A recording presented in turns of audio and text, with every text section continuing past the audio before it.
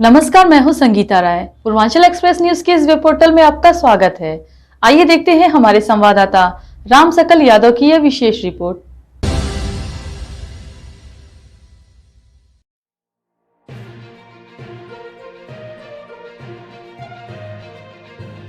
सांसद खेल महोत्सव का समापन सुखदेव पहलवान स्टेडियम में किया गया। समापन के अवसर पर उत्तर प्रदेश सरकार के खेल मंत्री गिरीश चंद्र यादव, दिल्ली से सांसद मनोज तिवारी और आजमगढ़ के सांसद दिनेश लाल यादव निरहुआ मौजूद रहे। इस अवसर पर बोलते हुए सांसद आजमगढ़ दिनेश लाल यादव निरहुआ ने कहा कि प्रधानमंत्री ने कहा है कि खेलेगा इंडिया तो बढ़ेगा इंडिया। इसी के तहत आज ग्रामीण क्षेत्रों से प्रतिभावान खिलाड़ियों को खेल के माध्यम से चयनित कर उन्हें पुरस्कृत किया जा रहा है, जिससे कि वो आगे बढ़े, अपनी प्रतिभा की दिखाएं। और आजमगढ़ के विकास को लेकर उन्होंने कहा कि आजमगढ़ की जनता फिर से कमल खिलाएगी, क्योंकि एक वर्ष में जितना भारतीय जनता पार्टी ने आजमगढ़ में विकास किया है, पिछले चुने गए सांसदों ने नहीं किया। अखिलेश यादव जो विकास की बात करते हैं वो झूठी है। उन्होंने पूर्वांचल एक्सप्रेसवे की बात कही है और पूर्वांचल एक्सप्रेसवे जो जमीन पर लाए वो योगी जी ने उतारा है और आजमगढ़ के विकास के लिए हम मील का पत्थर साबित हो रहे हैं। वहीं एयरपोर्ट पर बोलते हुए कहा कि अखिलेश यादव सिर्फ ये चाहते हैं कि आजमगढ़ में ऐसा हवाई अड्डा बने जिस पर वो स्वयं उतर सकें, बाकी दूसरे को उतरने की अनुमति न हो। लेकिन भारतीय जनता पार्टी एक ऐसी रूपरेखा तैयार कर रही है कि आजमगढ़ में अंतर्राष्ट्रीय हवाई अड्डा बने, आजमगढ़ से दुबई, मुंबई, दिल्ली के लिए जहाज उड़ान भरे। ये कार्यक्रम जो है प्रधानमंत्री जी की जो सोच है कि गांव-गांव से जो प्रतिभा है उनको पहचानिए, उनको लेके आइए और उनको आगे बढ़ने में मदद कीजिए। तो हम गांव-गांव से बच्चों को प्रतियोगिता करा के आज हम लोग पुरस्कृत करेंगे और उनको जो है आगे बढ़ने में उनकी मदद करेंगे। बहुत सारे प्रतिभावान खिलाड़ी आजमगढ़ में अलग अलग क्षेत्र, अलग अलग खेल में, तो उनको हम प्रोत्साहन भी देंगे और आगे बढ़ने के लिए उनको मदद भी करेंगे।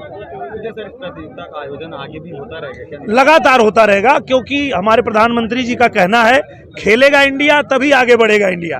तो सांसद खेल महोत्सव, खेलो इंडिया, इस तरह से बहुत सारे जो महोत्सव हैं वो लगातार होते रहेंगे आजमगढ़ में। सर, समाजवादी पार्टी तमाम दावे कर रही है, रेड जोन में रखा गया है आंतरिक सर्वे में बीजेपी के, तो क्या लगता है भारतीय जनता पार्टी यहाँ 24 में कैसे यहाँ पे? मुझे लगता है कि इसके पीछे सिर्फ एक ही कारण है जिसकी वजह से आजमगढ़ की जनता फिर से कमल खिलाएगी, क्योंकि जब आजमगढ़ की जनता ने सपा के राष्ट्रीय अध्यक्ष को मौका दिया था और वो 3 साल में कुछ नहीं कर पाए और छोड़ के चले गए, तो उनसे बड़ा कौन नेता आएगा जो मेरे 1 साल पे भारी पड़ेगा। बस इतना ही मेरी आजमगढ़ की जनता पूछ रही है। 1 साल में हम लोगों ने जो करके दिखाया आजमगढ़ में, जब राष्ट्रीय अध्यक्ष पे भारी पड़ गया तो अब उसके बाद कौन नेता आएगा यहाँ लड़ने के लिए। सर, कुछ दिनों पहले अखिलेश यादव आजमगढ़ आए तो उनसे जब सवाल किया गया तो वो बहु भोज में, फ्रिज भोज में ऐसे वक्त पे आते हैं और ऐसे में नहीं आजमगढ़ आते हैं, तो उन्होंने क्रेडिट लिया है पूर्वांचल एक्सप्रेसवे का, तो आप इसको कैसे देखते हैं, क्या लगता है आपको? अखिलेश यादव जी को ये पता होना चाहिए कि कागज पे योजना बनाने से सड़क नहीं बनती है, उसके लिए ज़मीन खरीदना पड़ता है, अधिग्रहण करना पड़ता है, बनाना पड़ता है। तो वो कागज पे योजना बना के और उसको अपना बना लेंगे, ऐसा नहीं है। जो धरातल पे उतारे हैं पूज्य महाराज जी, ये सिर्फ और सिर्फ उनकी देन है और आज आजमगढ़ चमक रहा है तो उसी पूर्वांचल एक्सप्रेसवे की देन है। और आजमगढ़ की अगर सारी सड़कें चमक रही है तो ये पूजनीय महाराज जी की देन है। एयरपोर्ट का क्रेडिट लेते हैं और कहते हैं कि यहाँ के जो डीएम हमको उतरने नहीं देते हैं, तो क्या लगता है कि ऐसा सत्यता है क्या? ऐसा है कि अखिलेश यादव जी की बहुत छोटी सोच है, छोटा दिल है। उन्होंने सोचा था कि यहाँ सिर्फ अपने हेलीकॉप्टर उतारने के लिए एयरपोर्ट बनाएंगे। उनको पता ही नहीं था कि यहाँ भारतीय जनता पार्टी आएगी तो अंतर्राष्ट्रीय हवाई अड्डा बनाएगी और यहीं से दुबई की फ्लाइट जाएगी, यहीं से दिल्ली की जाएगी, यहीं से मुंबई की जाएगी। तो अखिलेश यादव जी ने सोचा था कि खाली वही हेलीकॉप्टर से उड़ेंगे, इसीलिए उनको आज तकलीफ हो रही है। वहीं दिल्ली के सांसद मनोज तिवारी ने कहा कि इस बार लोकसभा में भारतीय जनता पार्टी 400 के पार रहेगी। भारतीय जनता पार्टी संविधान में विश्वास करती है और संविधान के तहत काम करती है और हम उम्मीद करते हैं कि आजमगढ़ के लोग पिछली बार से ज़्यादा दिनेश लाल यादव को मोहब्बत देंगे। योगी जी की हंसने दिनेश लाल यादव के साथ हैं। ऐसे में योगी जी, मोदी जी और दिनेश लाल यादव मिलकर आजमगढ़ को बड़ी सौगात देंगे।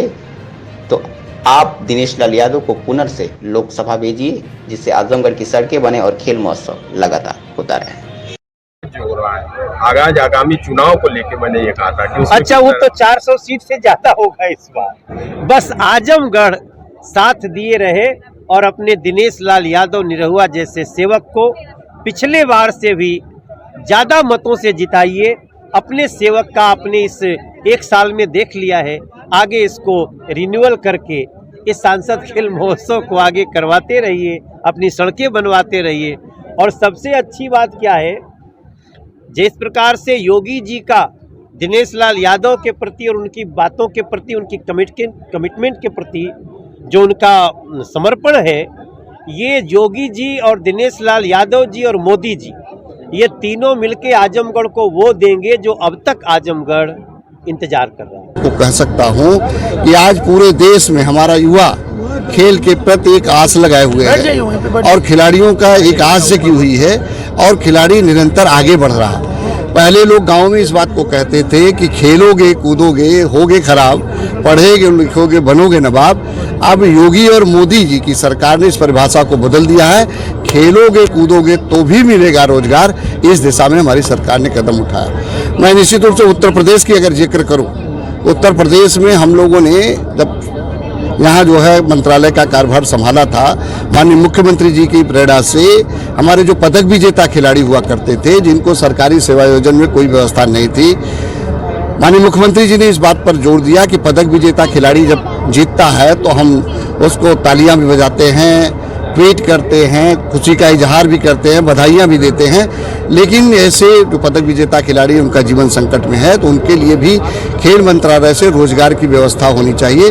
और हमारी सरकार ने पदक विजेता खिलाड़ियों के लिए जो क्लास 2 के पद पर भरने की प्रक्रिया जो है घोषणा किया और जो लोक सेवा आयोग की परिधि के थे, लोक सेवा आयोग की परिधि से बाहर करके सीधी भर्ती के माध्यम से हम लोगों ने रोजगार दिया।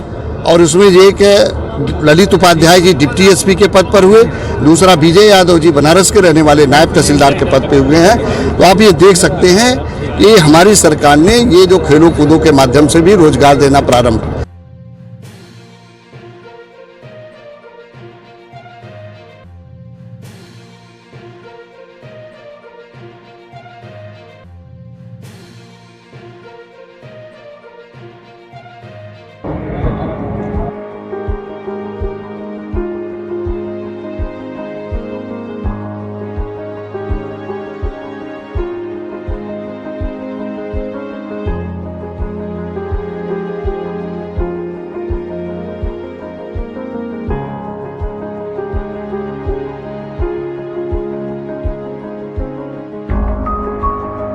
हमारी खबर पसंद आई हो तो हमारे चैनल को लाइक, सब्सक्राइब और शेयर जरूर करिए।